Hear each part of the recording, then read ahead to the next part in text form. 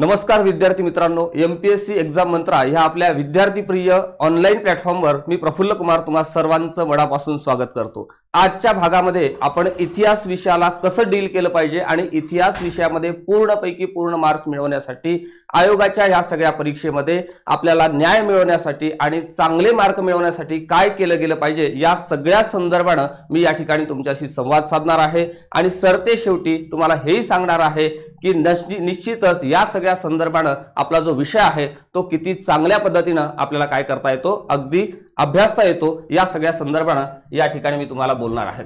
बघा, आपण पाहतोय महाराष्ट्र अराजपत्रित परीक्षा। आता जर आपण ट्रेंड पाहिला तर कंबाईनच्या परीक्षेकडे विद्यार्थी मित्रांचा कल हा जास्त आहे आणि मला देखील दिवसभरातून जे काही फोन येतात किंवा समस्या विद्यार्थ्यांच्या माझ्यापर्यंत येतात त्यामध्ये कंबाईनच्या परीक्षेच्या संदर्भाने फार जास्त प्रमाणामध्ये पोरांचं कन्फ्युजन असल्याचं आपल्याला या ठिकाणी दिसतं। आता ह्या सगळ्या विद्यार्थी मित्रांच्या कन्फ्युजनला कुठेतरी एक पूर्णविराम देण्याच्या संदर्भाने हा सगळा स्ट्रॅटेजीचा पार्ट आहे, ही गोष्ट या ठिकाणी लक्षात घ्या। आणि इथून पुढे जो काही विषय मी तुमच्या पुढे मांडणार आहे तो सगळा विषय PYQ ला धरून आहे, आयोगाच्या सिलेबसला धरून आहे, ही गोष्ट पहिल्यांदा या ठिकाणी ध्यानात घ्या। म्हणजे आपल्याला आयोगाचा सिलेबस आणि PYQ याला पकडूनच आपल्याला ह्या सगळ्या अभ्यासाची रणनीती बनवायची आहे, ही गोष्ट या ठिकाणी लक्षात घ्या। मग महाराष्ट्र लोकसेवा आयोगाने आपल्याला या इतिहास विषयाच्या संदर्भाने जी काही लाईन दिलेली आहे, ज्याला मी काय म्हणू, एक सेंटेन्स म्हणतो, आधुनिक भारताचा विशेषतः महाराष्ट्राचा इतिहास असा आपल्याला एक सेंटेन्स दिलेला आहे। आता या सेंटेन्स वरून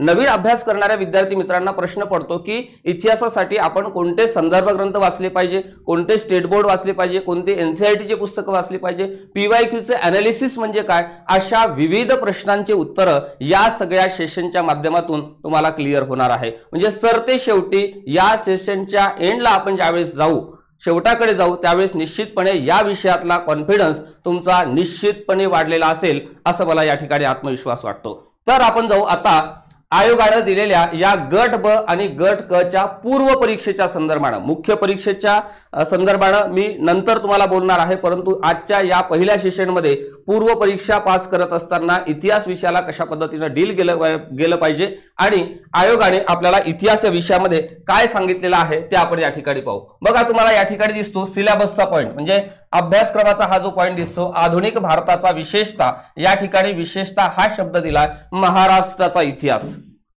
कुठला दिलेला आहे?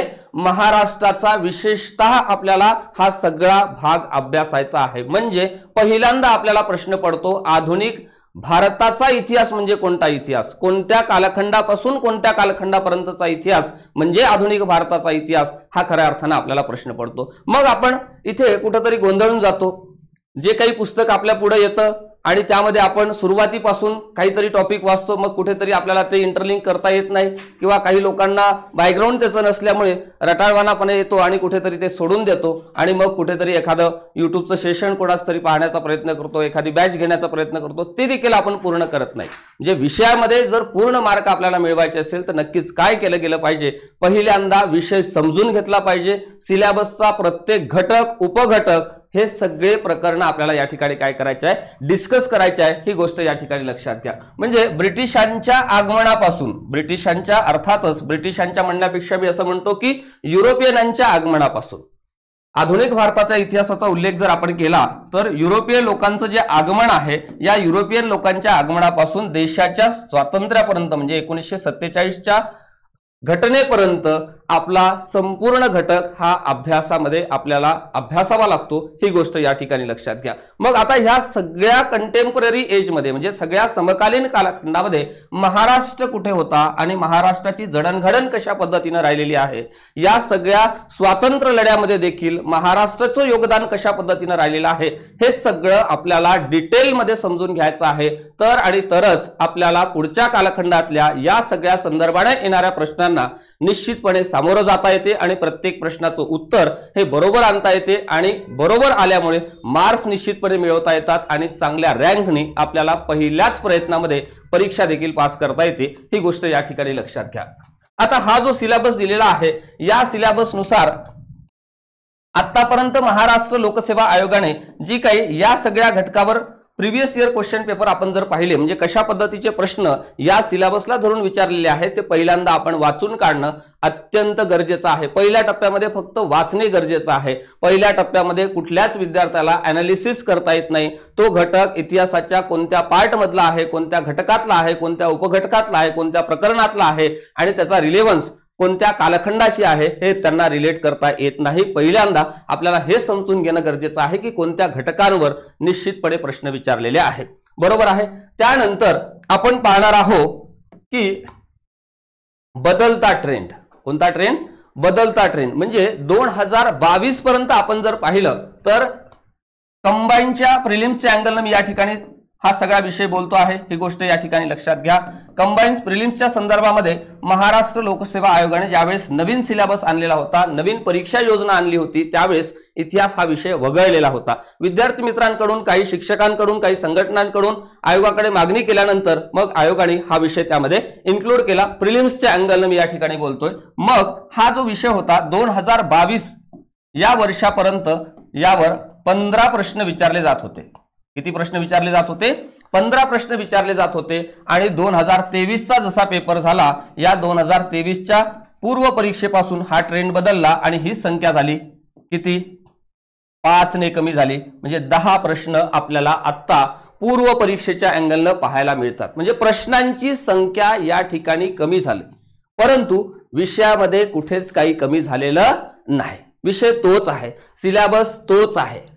आलं का लक्षात? म्हणजेच आपल्याला काय करायचं आहे, इथे 15 प्रश्न विचारले जात होते त्यावेळेसही तोच इतिहास अभ्यासायचा होता आणि आता 10 प्रश्न विचारत असताना देखील आपल्याला तोच इतिहास या ठिकाणी काय करायचा आहे? अभ्यासायचा आहे। ही गोष्ट या ठिकाणी लक्षात घ्या।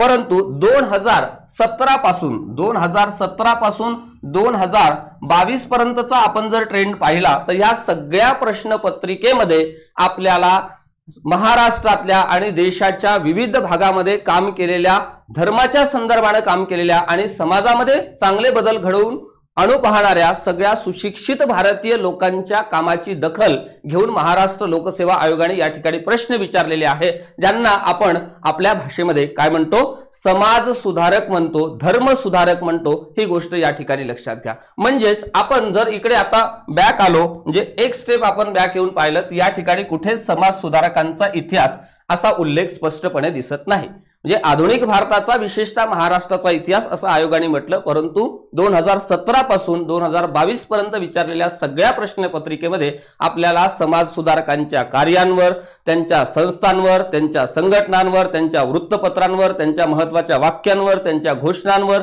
या सगळ्या संदर्भाने मोठ्या प्रमाणामध्ये प्रश्न विचारले असल्याचं आपल्याला या ठिकाणी सातत्याने हा आयोगाचा ट्रेंड पाहिल्यानंतर निश्चितपणे लक्षात येतं। ही गोष्ट लक्षात घ्या। मग आपल्याला काय करायचं आहे? आधुनिक भारताचा, विशेषतः महाराष्ट्राचा इतिहास अभ्यासत असताना या ठिकाणी समाज सुधारकांचा देखील काय करायचं आहे? अभ्यास करायचा आहे। ही गोष्ट या ठिकाणी लक्षात घ्या। आता नेक्स्ट स्टेपला मी तुम्हाला हे सांगणार आहे की सातत्याने आयोग कोणकोणत्या समाज सुधारकांवर प्रश्न विचारतो, विशेषतः प्रिलिम्सचे प्रश्न कसे असणार आहे, मेन्सचे प्रश्न कसे असणार आहे, प्रत्येक टप्प्यावर मी तुमच्याशी संवाद साधणारच आहे। कुठेच तुम्ही काही त्या संदर्भामध्ये काळजी करू नका। आता आपल्याला लक्षात आलेलं आहे की आधुनिक भारताचा, विशेषतः महाराष्ट्राचा इतिहास दिलं गेलं असलं तरी समाज सुधारक देखील आपल्याला काय करावे लागतात?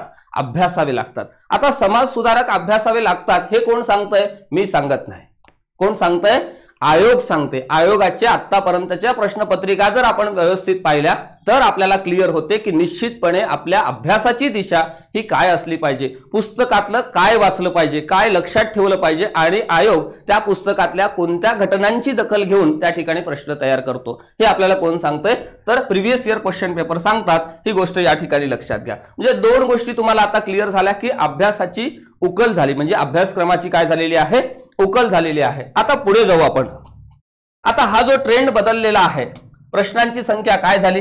कमी झाली। प्रश्नांची संख्या कमी झाली, मात्र काही प्रश्न हे आउट ऑफ द बॉक्स, विद्यार्थी मित्रांचे प्रश्न पेपर झाल्यानंतर माझ्याकडे भरपूर सारे प्रश्न येत असतात आणि मुलं म्हणतात की सर हे जे प्रश्न आहे हे आमच्या कुठल्या सोर्स मध्ये नाहीये, मग याच्यासाठी आपण काय केलं पाहिजे? त्याही संदर्भाने मी या ठिकाणी तुम्हाला संवाद साधतो आहे, बोलतो आहे। ही गोष्ट या ठिकाणी लक्षात घ्या।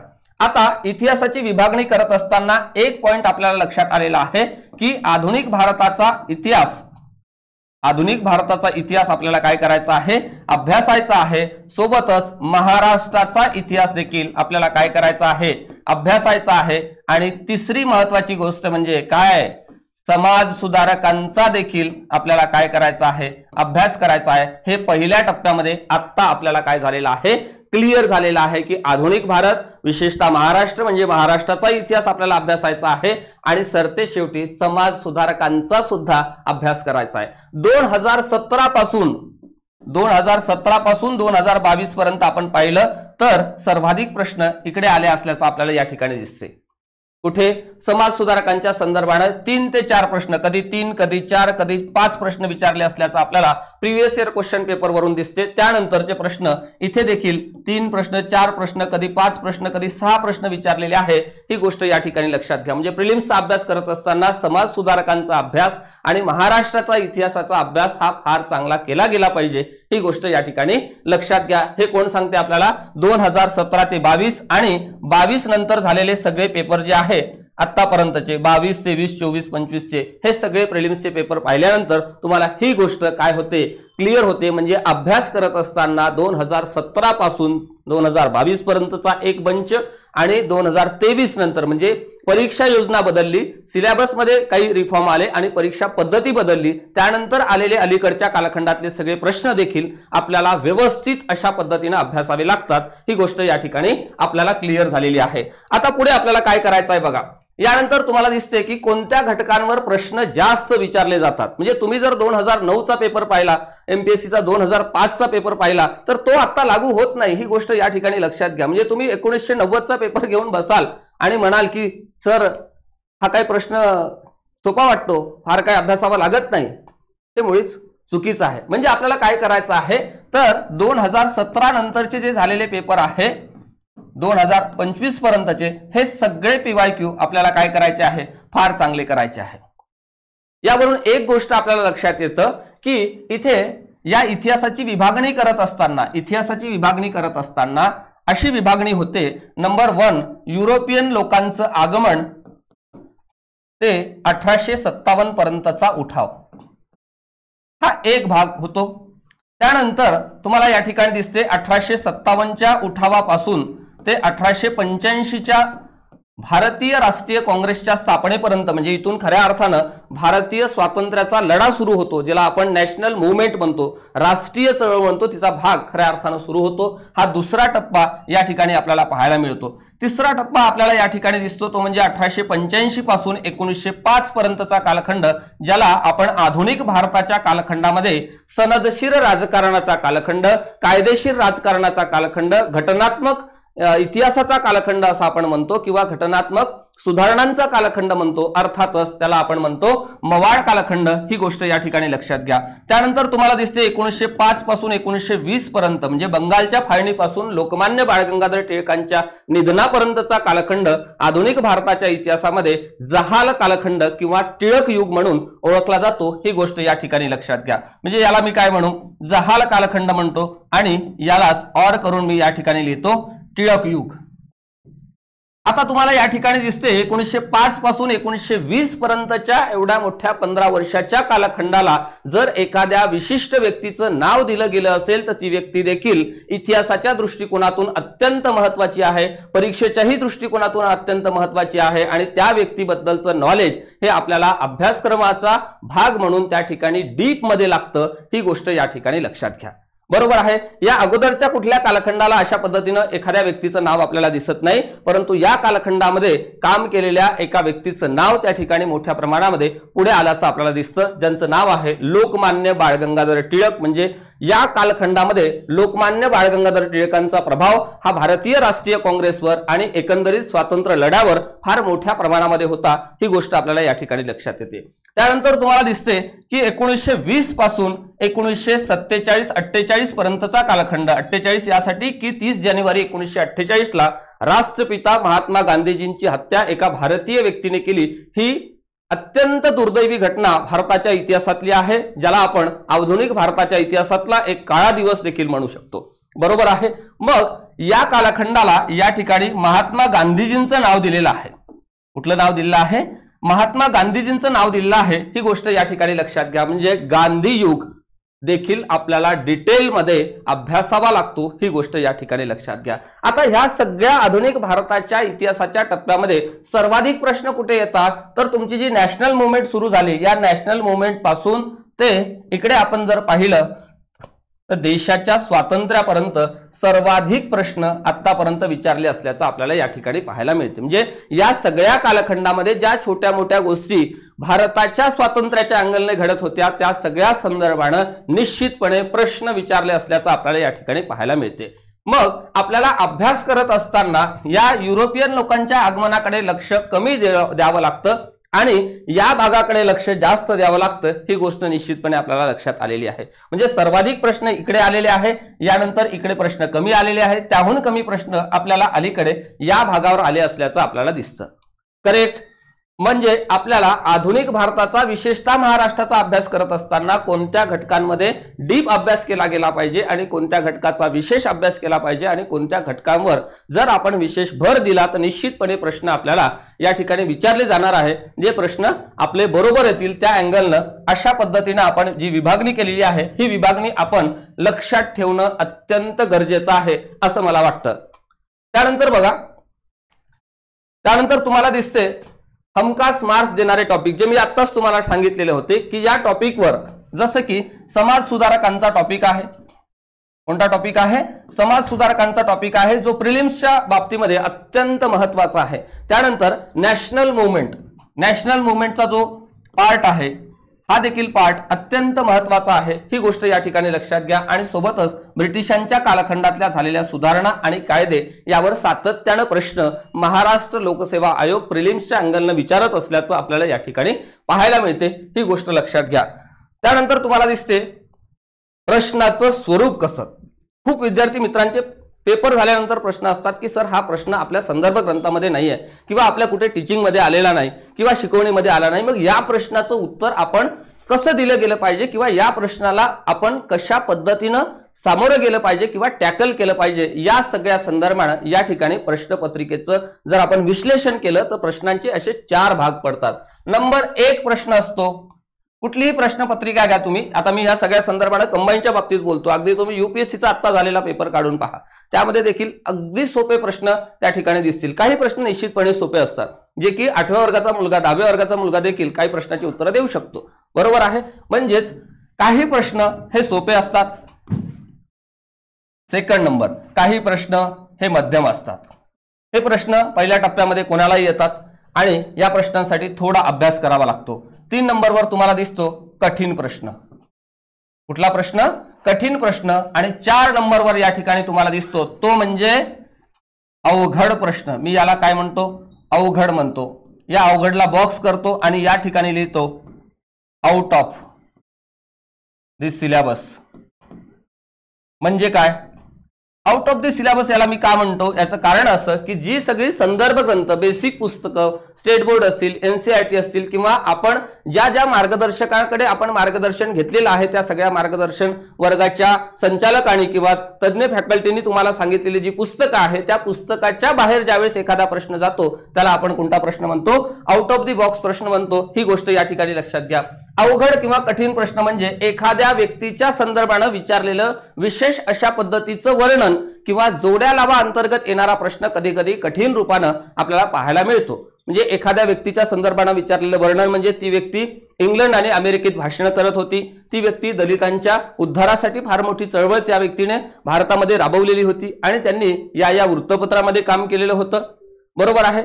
आणि काही काळ ब्रिटिश शासनामध्ये नोकरी केलेली होती. ती व्यक्ती कोण? अशा पद्धतीचा ज्यावेळेस प्रश्न येतो तो प्रश्न थोडासा अवघड कॅटेगरीमध्ये जातो, हार्ड कॅटेगरीमध्ये जातो. याचं कारण असं की त्या व्यक्तिमत्वाबद्दल इत्तमभूत माहिती आपल्याकडे लागते, तर आणि तरच आपण त्या प्रश्नाचं उत्तर निश्चितपणे करेक्ट देऊ शकतो, अन्यथा त्या ठिकाणी आपल्याला त्या प्रश्नाचं उत्तर देता येत नाही. त्यानंतर तुम्हाला या ठिकाणी दिसतो तो म्हणजे मध्यम प्रश्न. म्हणजे रिव्हिजन अभावी हा आपल्याला मध्यम वाटायला लागतो असा काही कुठला प्रश्न खरं तर नाही. आणि काही प्रश्न अगदी साधे सोपे सरळ देखील विचारले असल्याचं आपल्याला पाहायला मिळते. म्हणजे जिवंतपणे स्वतःची प्रेतयात्रा पाहणारे समाज सुधारक कोण? असा साधा प्रश्न तुम्हाला विचारला की तुम्ही पटकन उत्तर देता गोपाळ गणेश आगरकर.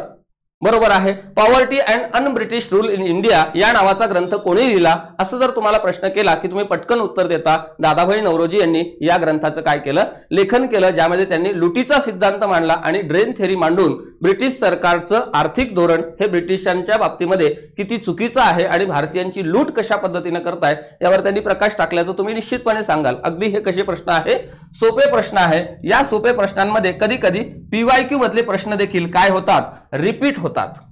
म्हणजे तुम्ही जे काही मागच्या 10 वर्षातले 5 वर्षातले वेगवेगळ्या झालेले जे सगळे प्रश्नपत्रिका वाचता त्यातले बरेचसे प्रश्न हे काय होतात, रिपीट होतात. आणि बरेचसे प्रश्न हे बेसिक मधून येतात. बरेचसे प्रश्न तुम्हाला शिकवणाऱ्या शिक्षकांना त्या अध्ययन पद्धतीतून येतात, तुम्हाला दिलेल्या नोट्स मधून येतात, तुम्ही अभ्यासलेल्या पुस्तकातून येतात, ज्याला आपण कोणते प्रश्न म्हणतो, सोपे प्रश्न म्हणतो. ही गोष्ट या ठिकाणी लक्षात घ्या. परंतु सोप्या प्रश्नांच्या बाबतीमध्ये, मध्यम प्रश्नाच्या बाबतीमध्ये, कठीण प्रश्नाच्या बाबतीमध्ये आणि अवघड प्रश्नाच्या बाबतीमध्ये देखील जर आपला माइंडसेट व्यवस्थित असेल, विषयाचं आकलन व्यवस्थित झालेले असेल तर आणि तरच आपल्याला मार्क येतात. अदरवाइज असे कितीतरी विद्यार्थी मी पाहिलेले आहे की ज्यांना या कॅटेगरीतले प्रश्न जमलेले आहे परंतु सोपा प्रश्न त्यांचा चुकलेला आहे. याचं कारण काय असेल? याचं कारण असं असतं की आपण फार जास्त डीप मध्ये वाचण्याच्या अँगलने कधी कधी सोप्या प्रश्नाकडे सहज म्हणून पाहत नाही आणि काही प्रश्न हे प्रत्येक प्रश्न पत्रिकेमध्ये सोपे असल्याचं देखील आपल्याला या ठिकाणी पाहायला मिळते.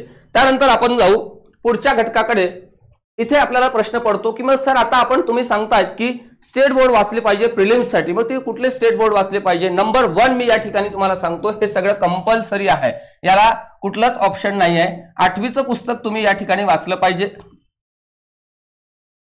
बरोबर आहे. 8वी स्टेट बोर्ड तुम्ही वाचलं पाहिजे, जे की नवीन आहे. काय आहे? नवीन आहे. हे नवीन पुस्तक 8वीचं नवीन मी या ठिकाणी स्टेट बोर्ड असा उल्लेख केला आहे, स्टेट बोर्डच वाचा. ठीक आहे. त्यानंतर तुम्हाला इकडे दुसरं पुस्तक मी तुम्हाला सांगतो ते म्हणजे 11वीचं पुस्तक ओल्ड, हे कंपल्सरी आहे. ही 2 पुस्तकं तुम्हाला विषयाचं बेसिक समजण्यासाठी, विषयाचं बेसिक आकलन होण्यासाठी आणि जे बेसिक किंवा सोपे प्रश्न परीक्षेला सातत्याने येतात ते सगळे कव्हर करण्यासाठी निश्चितपणे हे 2 पुस्तकं वापरणं म्हणण्यापेक्षा मी असं म्हणतो की या पुस्तकातला प्रत्येक शब्द, प्रत्येक वाक्य तुम्हाला तोंडपाठ पाहिजे असंही मी या ठिकाणी तुम्हाला काय देतो, सल्ला देतो. ही गोष्ट या ठिकाणी लक्षात घ्या. 2017, 18, 19 पर्यंत जर आपण पाहिलं तर या 11वीच्या आणि 8वीच्या पुस्तकांवर देखील 15 पैकी 11, 11, 12, 12 प्रश्न बरोबर आणल्याचा इतिहास विद्यार्थी मित्रांकडे मी पाहिलेला आहे. ही गोष्ट या ठिकाणी लक्षात घ्या. म्हणून ही 2 पुस्तकं आपल्याला स्किप करताच येत नाही असं मी या ठिकाणी तुम्हाला सांगू इच्छितो. त्यानंतर आता आपण जाऊ पुढच्या घटकाकडे. तो पुढचा घटक तुम्हाला दिसतो तो म्हणजे बुक लिस्ट. अनेक विद्यार्थी मित्रांच्या संदर्भाने मी ज्यावेळेस बोलतो प्रत्येकांचा प्रश्न पहिल्याच टप्प्यामध्ये असतो, सर कुठलं पुस्तक वापरलं पाहिजे. सगळ्यात महत्त्वाची गोष्ट जर काही असेल तर उभा महाराष्ट्र सर्व मार्गदर्शक तुम्हाला अतिशय चांगल्या पद्धतीने गायडन्स करतात महाराष्ट्रभर आणि एकीकडे पुस्तकं देखील फार चांगले उपलब्ध आहे. साधारण जी काही 2-3 लाख मंडळी या ठिकाणी अभ्यास करतात या कंबाईनच्या अँगलनं, तो सगळा वर्ग जवळपास सगळी पुस्तकं सारखी वापरतो. मग सारखे मार्क का मिळत नाही? आता प्रश्न पडला की जर आपण सगळेजण पुस्तकं सारखेच वापरत असेल तर आपल्याला या विषयामध्ये मार्क्स का येत नाही? हा सगळ्यात महत्त्वाचा घटक आहे. बरोबर आहे. त्यासाठी पहिल्यांदा मी तुम्हाला या ठिकाणी सांगतो ते म्हणजे आदरणीय गाठाळ सरांचं जे पुस्तक आहे हे पुस्तक महाराष्ट्राच्या इतिहासाच्या अँगलनं तुम्हाला वाचणं अत्यंत आवश्यक आहे, अत्यंत महत्त्वाचं आहे. आणि त्यानंतर आदरणीय समाधान महाजन सरांचं जे पुस्तक आहे, समाधान महाजन सरांचं जे पुस्तक आहे हे देखील आपण या ठिकाणी अभ्यासणं अत्यंत आवश्यक आहे असं मी या ठिकाणी तुम्हाला सांगतो. म्हणजे या पुस्तकाचा फायदा तुम्हाला प्रिलिम्सच्या टप्प्यावर तर खूप मोठ्या प्रमाणामध्ये होणार आहे, परंतु मुख्य परीक्षेच्या बाबतीमध्ये देखील तुम्हाला या ठिकाणी पुस्तकं बदलण्याची कुठेच आवश्यकता मला वाटत नाही. फक्त आयोगाचा जो ट्रेंड आहे मुख्य परीक्षेच्या संदर्भाने विचारणाऱ्या प्रश्नांचा तो आपण त्या ठिकाणी समजून घेणं अत्यंत गरजेचं आहे. ही गोष्ट या ठिकाणी लक्षात घ्या. बरोबर आहे. म्हणजेच तुम्हाला ही जी 2 पुस्तकं आहे ही रेफरन्स बुक म्हणून या ठिकाणी तुम्हाला काय करायचे आहे, अभ्यासायचे आहे. आणि हे कसे आहे, हे देखील पुस्तकं तुमच्या सगळ्या प्रिलिम्स आणि मेन्सच्या टप्प्यासाठी कंपल्सरी आहे, ही गोष्ट या ठिकाणी लक्षात घ्या. म्हणजे 8व्या वर्गाचं नवीन पुस्तक, 11वीचं ओल्ड पुस्तक आणि ही दोन पुस्तकं, गाठाळ सरांचं पुस्तक आणि समाधान महाजन सरांचं पुस्तक जर व्यवस्थित आपण अभ्यासलं आणि अभ्यासाच्या दरम्यान त्या सगळ्या इतिहासाच्या संदर्भातली एखादी टर्म समजली नसेल तर त्या सगळ्या संदर्भानं सिलेबसच्या संदर्भानं जे काही प्रश्न आतापर्यंत विचारलेले आहेत त्या सगळ्या प्रश्नांचं अनालिसिस करणं, तो विषय पुन्हा समजून घेणं, जर समजला नसेल तर विषय तज्ञांची त्या ठिकाणी मदत घेणे किंवा सिनियरची मार्गदर्शन त्या ठिकाणी घेणं आपण या ठिकाणी काय असतं, अपेक्षित असतं. ही गोष्ट या ठिकाणी लक्षात घ्या. आणि जर आपण या पद्धतीनं या सगळ्या विषयाला न्याय देण्याचा प्रयत्न केला तर मला असं वाटतं की 10 पैकी 10 मार्क्स आपल्याला मिळू शकतात, यात कुठेच मला शंका वाटत नाही.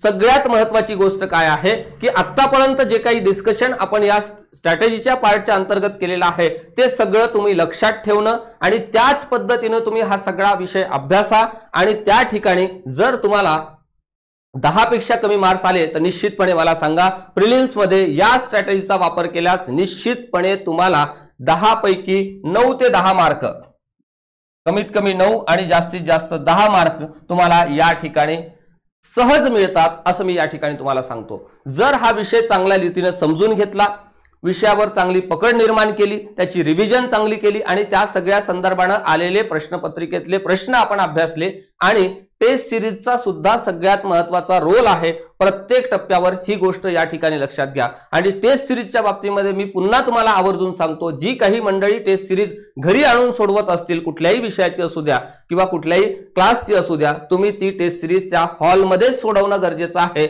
असं मी या ठिकाणी तुम्हाला सांगतो. जर तुम्ही हॉलमध्ये सोडवत असाल तर त्या टेस्ट सिरीजचा फार जास्त फायदा होतो, घरी सोडवत असाल तर निश्चितपणे तितकासा फायदा होत नाही, असं मला या ठिकाणी तुम्हाला या सगळ्या विश्लेषणातून, या सगळ्या अनुभवातून, या सगळ्या शिकवणीतून तुम्हाला निश्चितपणे सांगायचं आहे. म्हणजे जी मंडळी 2026च्या परीक्षेच्या अँगलने इतिहास विषयाला डील करत आहे त्यांनी या सगळ्या गोष्टी या संदर्भाने लक्षात ठेवण्याचा निश्चितपणे प्रयत्न करा.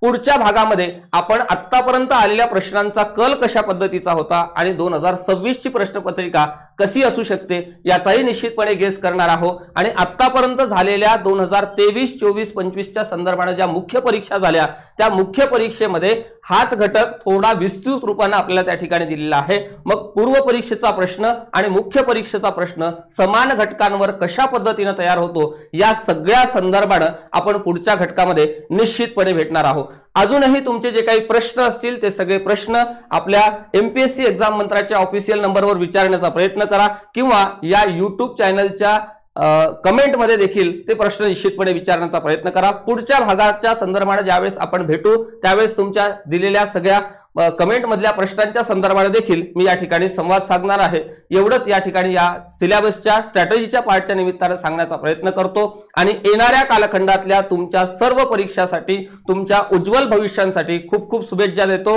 आणि आजच्या भागामध्ये इथेच थांबतो. धन्यवाद.